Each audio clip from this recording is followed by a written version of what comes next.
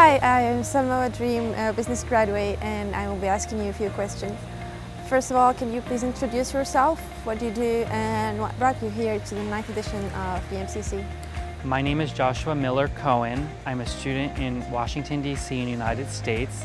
I'm also a youth activist. I also do some freelance journalism. And what brought me here was to talk about my experiences in engaging with people from different cultures, cross-cultural dialogue, interfaith dialogue, and really to inspire young people like myself to get involved. I'm only 23 years old. I'm probably maybe the youngest speaker here at this conference.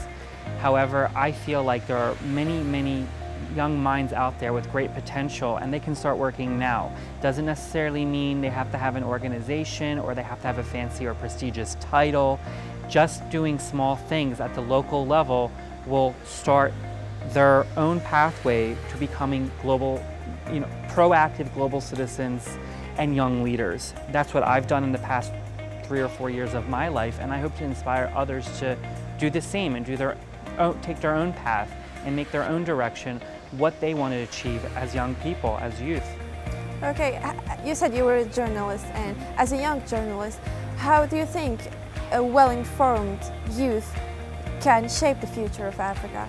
Well-informed youth. Well, well-informed youth through media, they can be inspired and be enlightened, and it also is very important that the media engages with the youth. They need to engage with young people.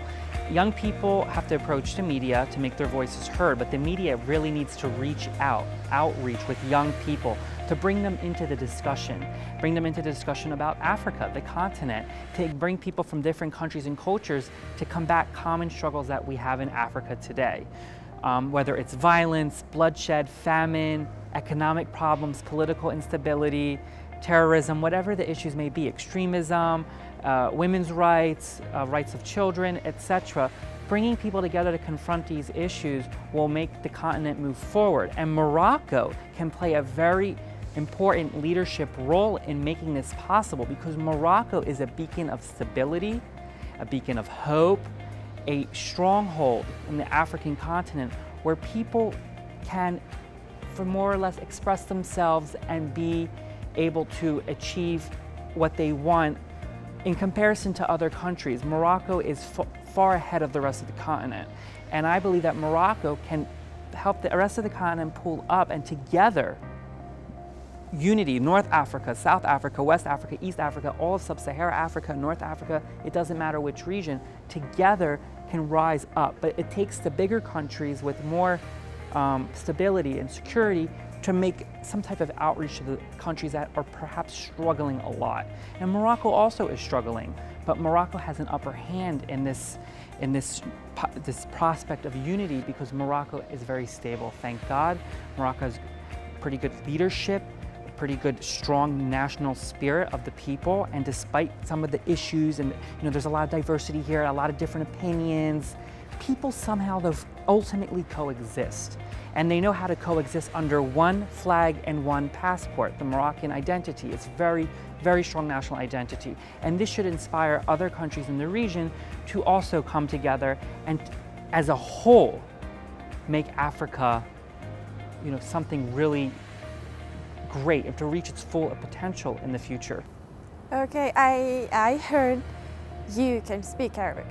A little bit. Yeah, a little bit. 50%. So, how about you tell me something in Arabic? In Arabic, الوحدة مهمة في المستقبل ديال إفريقيا، شمال إفريقيا وكل إفريقيا. المستقبل ديال إفريقيا هنا في المغرب. علاش؟ المغرب عندهم الأمان والسلام. This is why Morocco is the example for all the other countries in this continent. And I think Morocco right now it's a critical time to have the leadership role. Morocco has a strong, good leadership. Morocco has a strong will of the people. And together, they can inspire the rest of the continent how to coexist, how to accept and embrace diversity within your own countries. And the whole continent will rise together.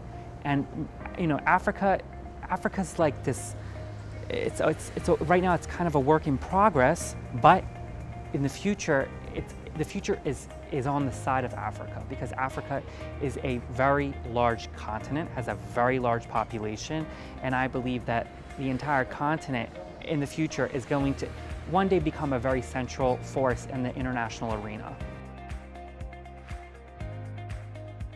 My message to the African youth is that each one of you matters. Each one of you has a voice, and you will control your own future by how you make your voice heard, by how you present yourselves, present your ideas to the societies you come from. If you want to make change, in order to make change, you have to start at the local level within your own communities. And gradually, you can rise and become more influential in all aspects of the societies you come from. And then together, multiplicities in various societies, multitudes of people will come together from different places and form one united Africa that can push the continent forward in a positive direction. But as long as there are people who feel their voice doesn't matter, or they don't try to do something to bring positive change to the societies they live in, there's no hope. In order to have hope, you must at least try, you must persevere. It doesn't need to necessarily be a huge event or some kind of step. What you need to do is just start at the local level and help those in your community, and then you will be able to push forward. Thank you.